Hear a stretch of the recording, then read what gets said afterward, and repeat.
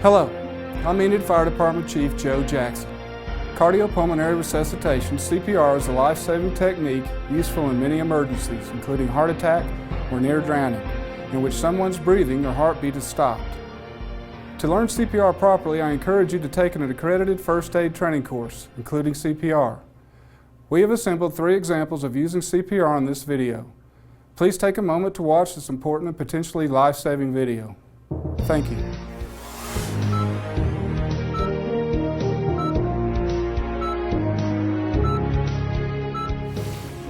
I'm Cody Keller with the Enid Fire Department, and we're here to give you a brief overview of CPR.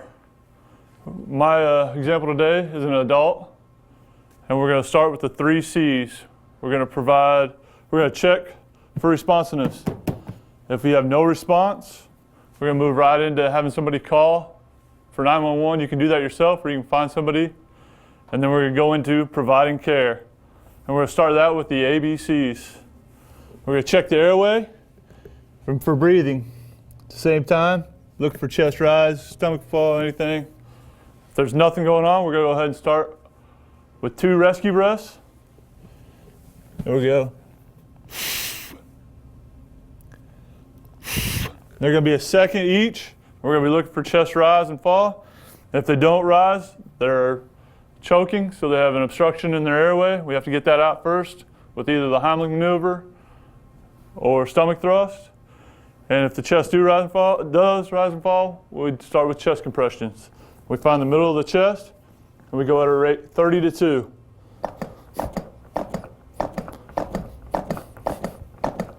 Trying to get 100 reps in a minute, and when we get to 30, we go back to 2 rescue breaths with the head tilt, chin lift. And we breathe twice. We go right back in until help arrives.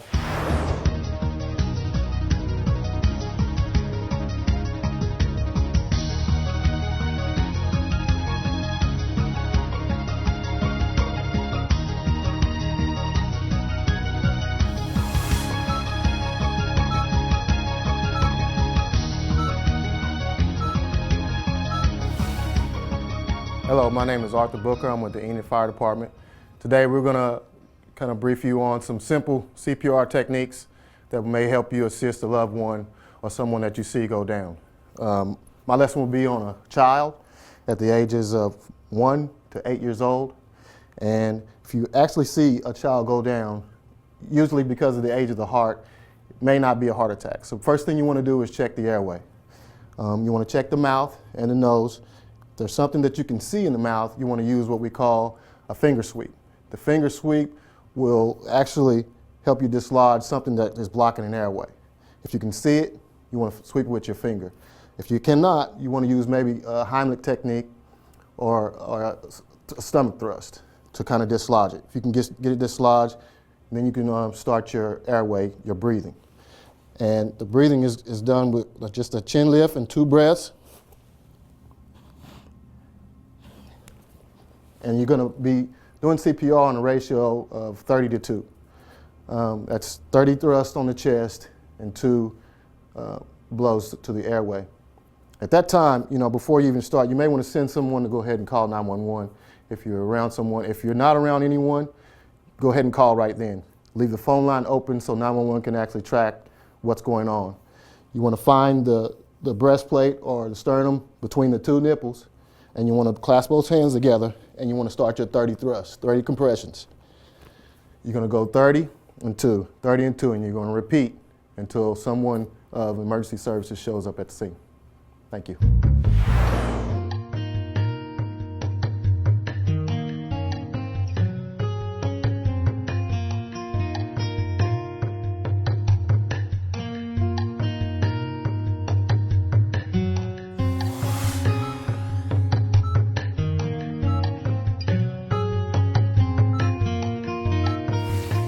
My name's Jay Congdon with the Enid Fire Department. We're discussing CPR today, and I'm going to address an infant, which is newborn to 1 year of age. Typically, what we ask you to do as a parent is to check the baby, check for an obstruction. If you can see an obstruction, finger sweep. If there is no obstruction, you begin CPR. We recommend you pick the infant up and support the head, and the compressions are the same with an infant as they are for a child or an adult. It's 30 compressions to 2 breaths. You'll want to expose the nipple line, use 2 fingers, and compress at a rate of 100 per minute. After 30 compressions, you'll give 2 breaths. Keeping in mind the size of the infant as you give breaths, and watch for proper rise and fall. You don't give a full force breath. You'll be able to tell when you get a good breath by the rise and fall.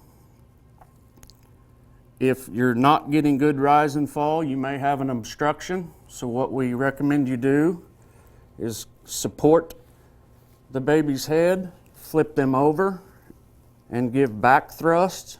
Very important to keep the head down at all times, because an obstruction naturally wants to go down and will forcefully back close.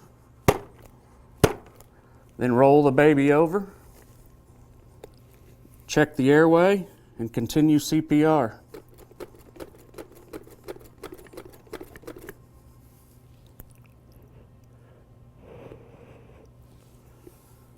Typically on an infant, we ask that you go ahead and start this whole process immediately and have somebody else call 911, or do a full set and then go call 911, and then wait for emergency personnel to show up.